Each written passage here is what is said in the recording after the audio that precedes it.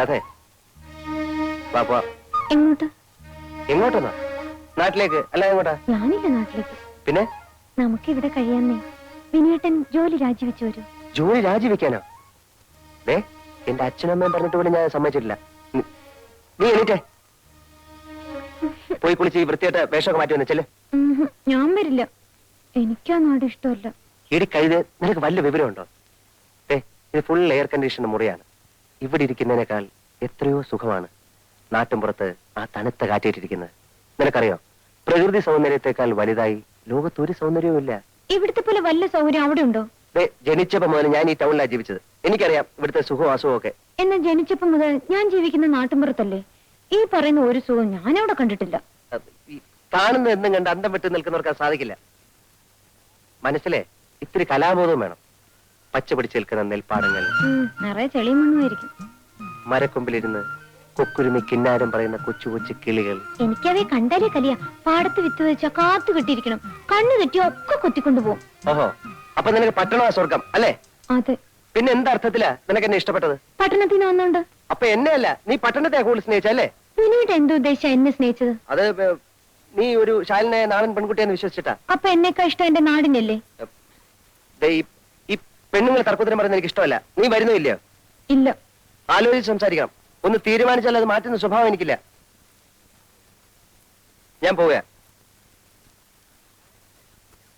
അതെ, ഞാൻ അവസാനമായിട്ട് പറയാണ്. അത്രയ്ക്ക് വാശിയാണെങ്കിൽ എനിക്കും വാശി തന്നെയാ. ഭർത്താവ് പറയുന്നതിനപ്പുറം പറയുന്നത് നല്ല ഭാര്യക്ക് ചേർന്നല്ല. സാരില്ല. നിന്നെ വിളിക്കാനായിട്ട് ഇനി ഞാൻ ഇങ്ങോട്ട് വരില്ല. വേണ്ട വിനു, നീ എന്തിനാണ് വഴക്ക് പറയുന്നത്? അവളിവിടെ നിന്നോട്ടെ. മോളെ, നീ അകത്തേക്ക് പോ.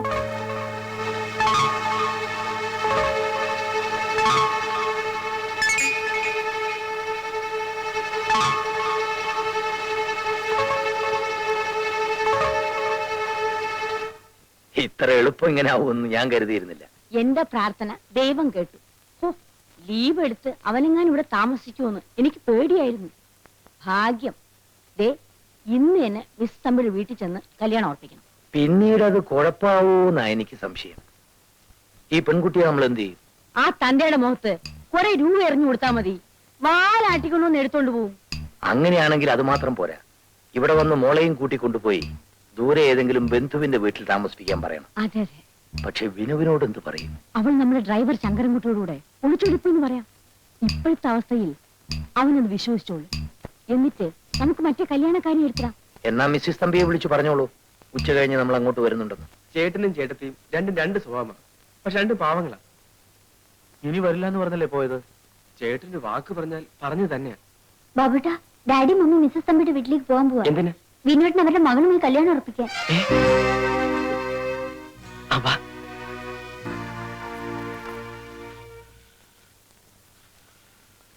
ഹലോ,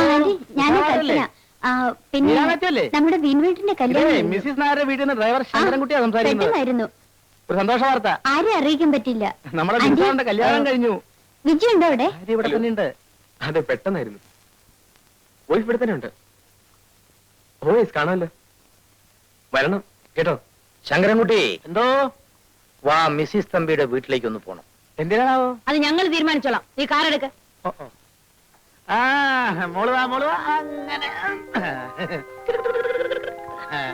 എന്താ പേര് മോളുടെ? എന്താ എല്ലാവരും കൂടെ?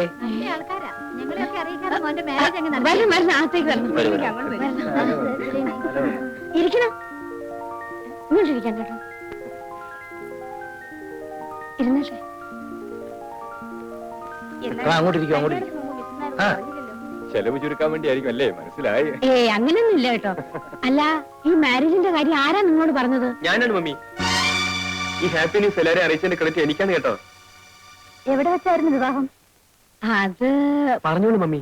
കല്യാണം കഴിഞ്ഞത് മാത്രമേ ഞാൻ പറഞ്ഞോളൂ. ബാക്കിയൊക്കെ മമ്മി പറഞ്ഞാൽ മതി. ഡൽഹിയിൽ വെച്ച് അശോക ഹോട്ടൽ. ഈശ്വരാ, ലവ് മാരേജ് ആയിരുന്നു.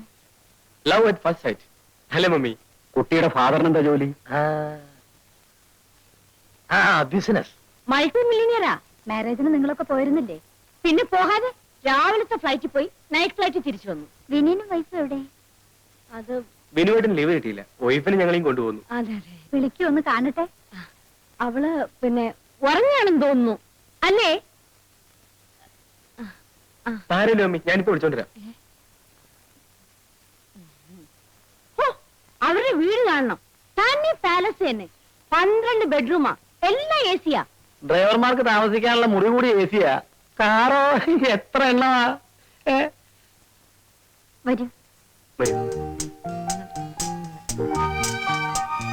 ഇതാണ്. They are all my friends. ഇവരെല്ലാം മമ്മിയുടെ കൂട്ടുകാരികളാണെന്ന്.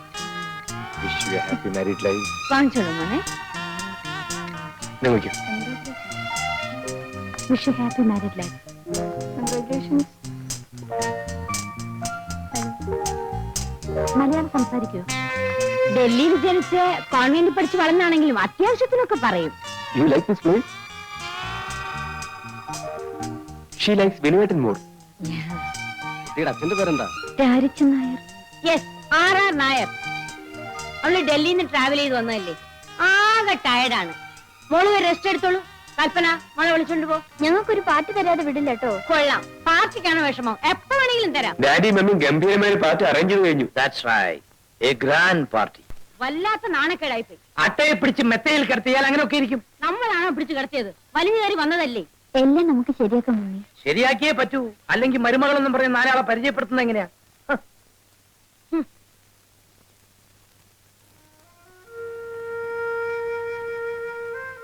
കുറച്ച് മനസ്സിലാക്കേണ്ട ആവശ്യമാണ്. ആ ക്രൈസ് ഒന്ന് കുറയട്ടെ.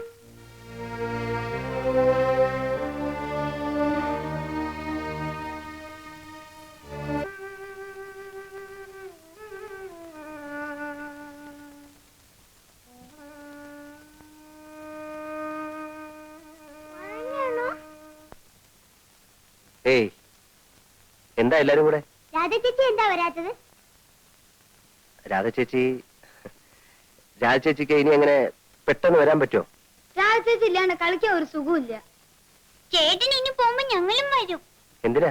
രാധ ചേച്ചി കാണാൻ. ചേച്ചിയെ കാണുമ്പോ ചേച്ചി പഠിപ്പിച്ച ഡാൻസ് ഞങ്ങൾ സ്കൂളിൽ കളിച്ചെന്ന് പറയണം. ഹൈ, ഡാൻസോ? എന്ത് ഡാൻസ്?